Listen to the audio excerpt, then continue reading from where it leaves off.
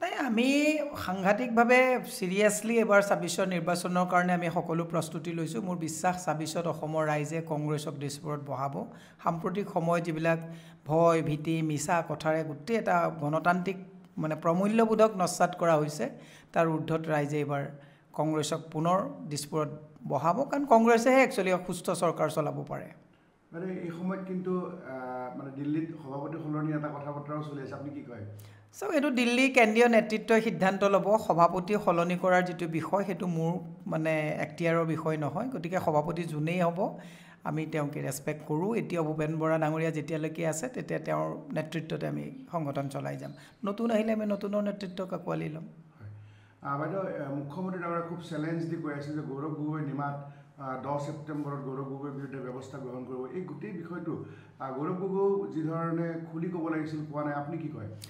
গৌৰৱ গগৈ ডাঙৰীয়াই যিখিনি ক'ব লাগে কথাখিনি কৈছেই। খুলি ক'বলগীয়া কি কথা আছে? মই আপোনাক দুটামান কথা কওঁ, আপোনালোকেও এই কথাবিলাক ৰাইজৰ মাজলৈ নিয়াটো দৰকাৰ। কোনো এজন নাগৰিকে কোনো এখন দেশলৈ তেওঁ চৰকাৰৰ বিধি নোহোৱাকৈ বা চৰকাৰক নজনোৱাকৈ যাব নোৱাৰে।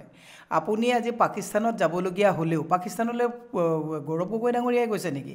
আমাৰ ক্ৰিকেটৰ তাৰকা ভগৱান বুলি যাক কয় শচীন তেণ্ডুলকাৰ, তাত গৈ চেঞ্চুৰী মাৰি অহা নাই জানো? ধোনী তেওঁ গৈ পেলাই তাত কৰা নাই নেকি? চব লিগেল মানে প্ৰচিডিউৰত যাব। গতিকে সাংসদগৰাকীও যদি পাকিস্তানলৈ গৈছে তেতিয়াহ'লে গভৰ্ণমেণ্টৰ ইণ্টিমেশ্যন নিদিয়াকৈ তেওঁ যাব নোৱাৰে। এইটো এটা প্ৰচিডিউৰ থাকে। আপোনাক মই দুটামান কথা ৰাইজৰ জ্ঞাতাৰ্থে জনাই দিছোঁ। যেনেকৈ প্ৰত্যেকবিলাক দেশৰে এটা নীতি নিয়ম থাকে।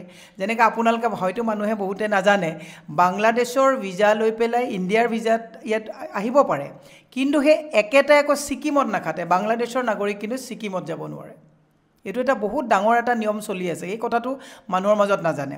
আপুনি যদি আজিৰ তাৰিখত যদি আপুনি চায়, চান্দুপ জংঘাৰ আমি যদি ভূটানলৈ যাওঁ তেতিয়াহ'লে তাৰ গেটত আপুনি পাছপৰ্ট আধাৰ কাৰ্ড গোটেইবিলাক কৰি ৰেজিষ্টাৰত চহী নকৰাকৈ আপুনি গাড়ী লৈ গ'লেও তাত আপোনাৰ যাব নোৱাৰে। দৈনিক আমাৰ টুৰিষ্ট গৈ আছে। এই সত্ৰশাল যদি আপুনি চায়, সত্ৰৰ ওচৰত বাংলাদেশ যিটো বৰ্ডাৰ, মই এবাৰ সৰ্বানন্দ সোণোৱাল ডাঙৰীয়াৰ লগত গৈছোঁ, এবাৰ ভূপেন বৰা ডাঙৰীয়াৰ লগত গৈছোঁ। তাতো CRPFে গোটেই পিয়াপি দি থাকে।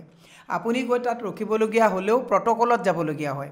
গতিকে এই কথাবিলাক আপুনি মিজোৰামলৈ যদি আজিৰ তাৰিখত যায়, মিজোৰামত যাবলগীয়া হ'লে গাড়ী লৈ যাবলগীয়া হ'লেও ইয়াত আপুনি পাৰ্মিশ্যন ল'ব লাগে। কোন মানুহ যাব, ক'লৈ যাব, কিমান দিন থাকিব, আপুনি তাত যাব নোৱাৰে। গতিকে এই কথাবিলাক যদি মানে মানুহে বুজি নাপায় বুলি ভাবিছে, দুৰ্ভাগ্য, মূৰ্খৰ স্বৰ্গত বাস কৰিছে। মই সেইকাৰণে মুখ্যমন্ত্ৰীক কৈছোঁ যে চাওক, আপোনাক সৰ্বত্ৰে আপোনাক মানে এনেকুৱা এজন জিদ্দি মুখ্যমন্ত্ৰী বুলি চৰ্চা হ'লে আমিও লাজ পাওঁ। আমাৰ মুখ্যমন্ত্ৰীজনৰ লগত মতবিৰোধ আছে, কিন্তু মুখ্যমন্ত্ৰীজনটো আমাৰ অসমৰ মুখ্যমন্ত্ৰী।